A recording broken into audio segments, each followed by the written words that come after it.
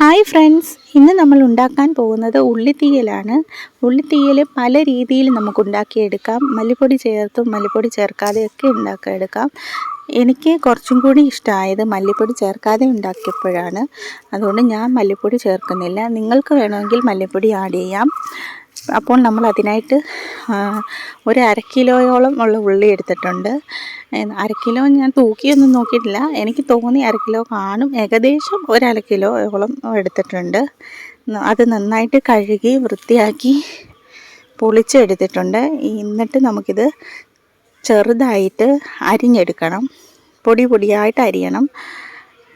അടുത്തത് നമുക്ക് വേണ്ടത് തേങ്ങയാണ്.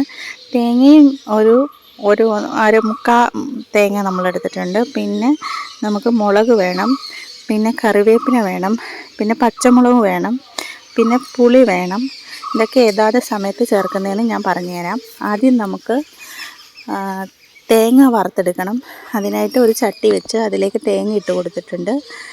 തേങ്ങ ഇട്ട് കൊടുത്ത് അതിലേക്ക് നമുക്ക് എടുത്തു വച്ചിരിക്കുന്ന വറ്റൽമുളക് ചേർത്ത് കൊടുക്കാം.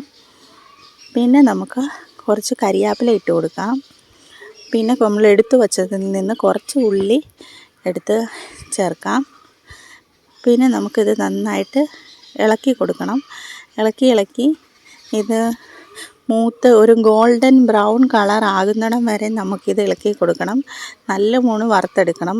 ചെറു തീയിൽ വെച്ച് വേണം നമുക്ക് വറുത്തെടുക്കാൻ.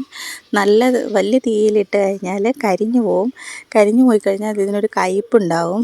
അതുകൊണ്ട് അത് വരാതിരിക്കാൻ വേണ്ടി പ്രത്യേകം നമ്മൾ തീ കുറച്ചിട്ട് വേണം ഉണ്ടാക്കാനായിട്ട്. ഇങ്ങനെ കുറച്ച് നേരം ഇളക്കി കഴിയുമ്പോൾ ഇങ്ങനെ കളറ് മാറി വരും. അങ്ങനെ മാറി ഒരു ഗോൾഡൻ ബ്രൗൺ കളർ ആവുന്നിടം വരെ നമ്മളിത് വറുത്ത് കൊടുക്കണം. പിന്നെ ഞാൻ ആദ്യമായിട്ടാണ് ഒരു വീഡിയോയ്ക്ക് എൻ്റെ വോയിസ് കൊടുക്കുന്നത്. എന്തെങ്കിലും തെറ്റോ കുറ്റങ്ങളോ ഉണ്ടെങ്കിൽ നിങ്ങൾ എന്നോട് ക്ഷമിക്കണം. നിങ്ങൾക്ക് എന്തെങ്കിലും അഭിപ്രായങ്ങളും ഇതൊക്കെ എൻ്റെ അടുത്തും പറയാനുണ്ടെങ്കിൽ നിങ്ങൾക്ക് കമൻറ്റ് ചെയ്യാം. അപ്പോഴേ എനിക്ക് മനസ്സിലാവുള്ളൂ ഞാൻ ചെയ്യുന്നതിൽ എന്തെങ്കിലും തെറ്റുണ്ടോ കുറവുണ്ടോ എന്നൊക്കെ. ഇനി നമുക്കിത് അരച്ചെടുക്കണം. അരച്ച് നന്നായിട്ട് നല്ല ഫൈനായിട്ട് തന്നെ അരച്ചെടുക്കണം. അരച്ചെടുത്തിട്ടുണ്ട്. ഇനി ഒരു ചട്ടിയിൽ എണ്ണ ഒഴിച്ച് നമുക്ക് ഉള്ളി വറുത്തെടുക്കണം.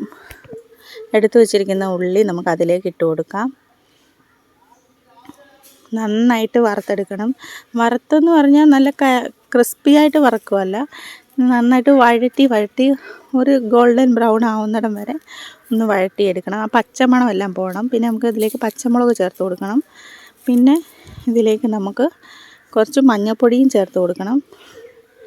എന്നിട്ട് നന്നായിട്ടിത് ഒരു ബ്രൗൺ കളർ ആവുന്നിടം വരെ ഇളക്കി എടുക്കണം. നന്നായിട്ട് ഇളക്കിയിട്ടെടുത്തിട്ട് അതിലേക്ക് നമുക്ക് എടുത്തു വച്ചിരിക്കുന്ന അരപ്പ് ചേർത്ത് കൊടുക്കാം. അരപ്പ് ചേർത്തിട്ട് ആ അരപ്പിൻ്റെ ആ ഒരു പച്ചപ്പ് മാറുന്നിടം വരെ, വറുത്തതാണ് എങ്കിലും ആ അരപ്പിന് എണ്ണ തെളിയുന്നിടം വരെ ഒന്ന് നമുക്ക് ഇങ്ങനെ വഴറ്റി കൊടുക്കാം. എന്നിട്ട് പിന്നെ അതിലേക്ക് നമുക്ക് വെള്ളം ചേർത്ത് കൊടുക്കണം. നമ്മുടെ കറിക്ക് വേവാൻ ആവശ്യമായ വെള്ളം, എത്ര വെള്ളം ആവശ്യമാണോ അത്രയും വെള്ളം നമുക്ക് ചേർത്ത് കൊടുക്കാം. എന്നിട്ട് ഇത് നന്നായിട്ട് മിക്സ് ചെയ്യുക. ഉപ്പ് നമ്മൾ ചേർത്ത് കൊടുക്കണം. ഉപ്പും കൂടി ചേർത്ത് കൊടുക്കാം. ഉപ്പ് ചേർത്ത് കൊടുത്തിട്ടുണ്ട്. പിന്നെ ഇതിലേക്ക് തിള വരാൻ തുടങ്ങുമ്പോഴത്തേക്കിനും നമുക്കതിലേക്ക് കുറച്ച് പുളി, അവനവന് എത്ര പുളി ആവശ്യമാണോ അത്രയും പുളി നമുക്കതിലേക്ക് ചേർത്ത് കൊടുക്കണം. പിന്നെ ഇത് നന്നായിട്ട് തിളച്ച് നല്ല വെന്ത് വരണമെന്ന് പറഞ്ഞാൽ ഓൾറെഡി ഇത് വെന്തിട്ടുണ്ട്, എങ്കിലും ഉപ്പും പുളിയൊക്കെ ഒന്ന് പിടിച്ച് വരണം നമ്മുടെ കറിയിലേക്ക്.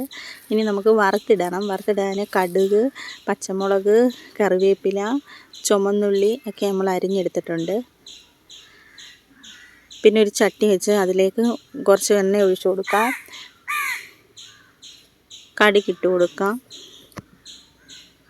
പിന്നെ നമുക്ക് വറ്റൽമുളക് ഇട്ട് കൊടുക്കാം. പിന്നെ ഉള്ളി ഇട്ട് കൊടുക്കാം. കറിവേപ്പില ഇട്ട് കൊടുക്കാം. ഇതും ഒരു ഗോൾഡൻ ബ്രൗൺ ആവുമ്പോൾ എടുത്ത് നല്ലവണ്ണം ഇളക്കി ഗോൾഡൻ ബ്രൗൺ ആവുക. എന്നിട്ട് കറിയിലേക്ക് ഒഴിക്കുക. അങ്ങനെ നമ്മളുടെ ഉള്ളിത്തീയൽ റെഡി ആയിട്ടുണ്ട്. നല്ല ടേസ്റ്റാണ്. ഞാൻ ഉണ്ടാക്കിയത് കൊണ്ട് പൊക്കി പറയുമല്ല, ശരിക്കും ഇത് നല്ല ടേസ്റ്റാണ്. നിങ്ങൾ ഒരു തവണയെങ്കിലും ഇങ്ങനെ ഒന്ന് ഉണ്ടാക്കി നോക്കൂ. വളരെ എളുപ്പമാണ്. ആകെ സമയം വേണ്ടതെന്ന് വെച്ചാൽ ആ തേങ്ങ ഒന്ന് വറുത്തെടുക്കാൻ വേണ്ടി മാത്രമാണ്. അങ്ങനെ നമ്മുടെ കറി റെഡി ആയിട്ടുണ്ട്.